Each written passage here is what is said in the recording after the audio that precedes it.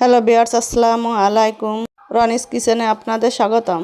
আজ আমি বানায় দেখাবো বাসায় কিভাবে ঘি তৈরি করা হয়। রমজানে ঈদে আমাদের খুব প্রয়োজন। আমি প্রতিদিন 1 কেজি করে দুধ জ্বালাই। দুধের উপর থেকে আমি এভাবে প্রতিদিন সর উঠায়ে ফ্রিজে রেখে দেই। কিছুদিন পরে 1-2 বক্স হয়ে গেলে আমি সেটা থেকে ঘি বানাই। সর উঠাতে উঠাতে আমার 2 বক্স সর জমা হয়ে গেছে।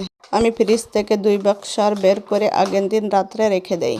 দেখুন বন্ধুরা, এভাবে বের করে রেখে দেই ঢাকা দিয়ে। পরদিন সকালে সরটা বরফ গলে সেট হয়ে গেছে। আমি 1 পট পানিও ফ্রিজে রেখেছিলাম। এখন আমি একটা পাতিলে 2 বক্স সর ঢেলে নেব। ঢেলে নেওয়ার কাজ কমপ্লিট।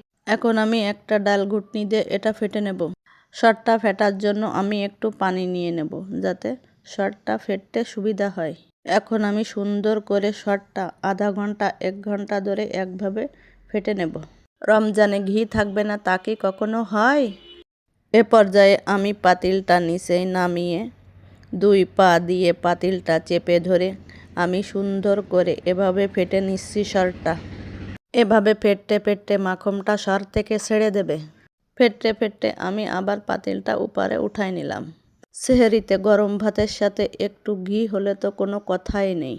দেখুন বন্ধুরা, ফেটাটা প্রায় হয়ে গেছে। এখন আমি ফ্রিজে যে পানিটা রেখেছিলাম সেই পানিটা দিয়ে দেব। পরিমাণ মতন আমি একটু পানি দিলাম।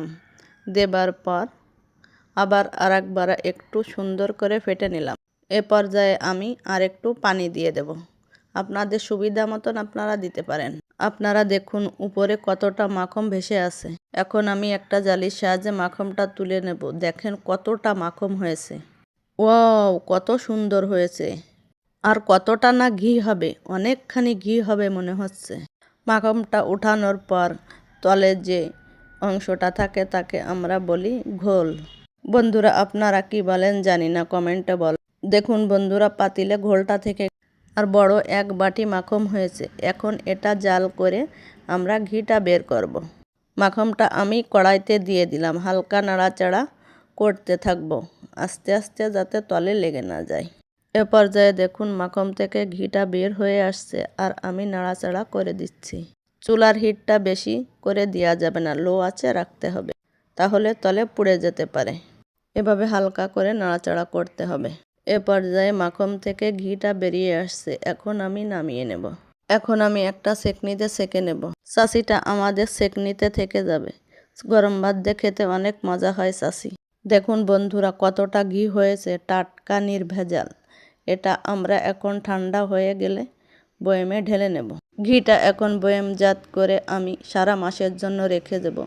রমজান ঈদে ঘি না হলে কি চলে? বন্ধুরা, ঘি বানানো যদি পছন্দ হয় তাহলে লাইক, কমেন্ট ও সাবস্ক্রাইব করতে ভুলবেন না। আল্লাহ হাফেজ।